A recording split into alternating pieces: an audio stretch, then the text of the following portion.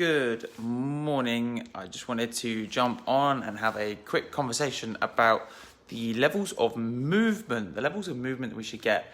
So this is a really interesting topic because quite often people will come into the clinic and they will say, I don't feel like I've done anything, or I don't really feel like I did that much. And as a result, I don't really know why my injuries are starting to occur. And so it kind of makes you ask the question, well, what if you're not moving enough, as opposed to I haven't done enough to hurt myself? And the really easy concept, or the really easy way you can look at this situation, is really when you look at simple mechanics of mechanical things.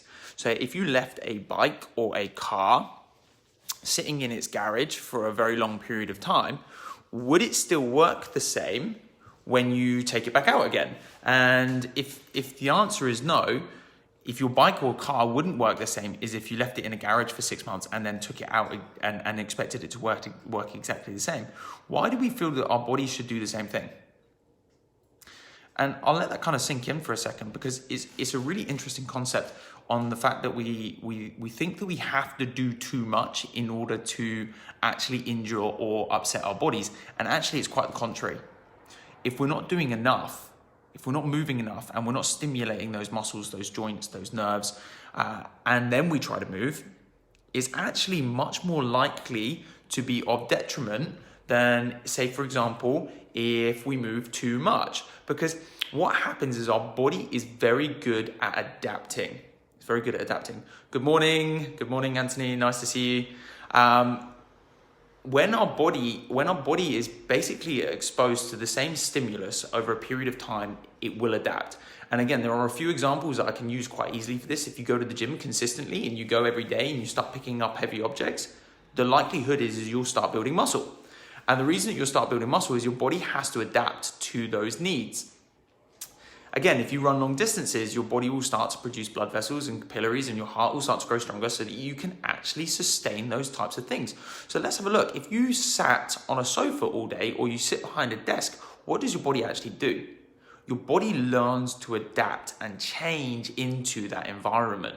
It changes into that environment. So those positions that you would be in and those tissues that you would using most to be able to sit, guess what? They're the ones that become the strongest. So if we're sitting all day, our shoulders are going to be hunched forward, our hips are going to be shortened, and as a result, are we going to then move the same when we try to move? And this is where mechanics starts to become altered, and the way that our body starts to work changes. Like I say, if you go back to that idea of having a car left in a garage and you leave it there for a very long period of time and you try and switch it on the same, the engine's unlikely going to turn over, the battery's probably going to have gone dead, and a lot of the parts are probably going to have started to rust and seize. And so as a result, it doesn't work the same. Will it, if you give it a little bit of a push, start to work? Likely. Will it work well? Probably not. And so what we've got to understand is that we have to service and look after our bodies in the same way that we look after all of the other things in our life.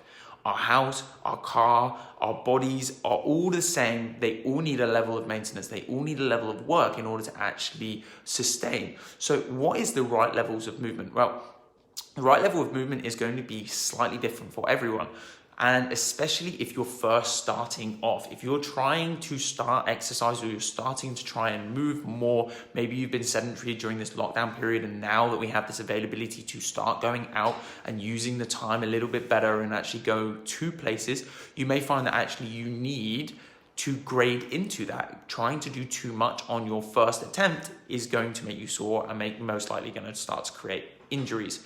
So the right level is going to vary. Now, if you're concerned about what the right level is, or if every time you try to do exercise or move, it starts to create pain, we know that there's a problem, and this is where we come in, and this is where we can help.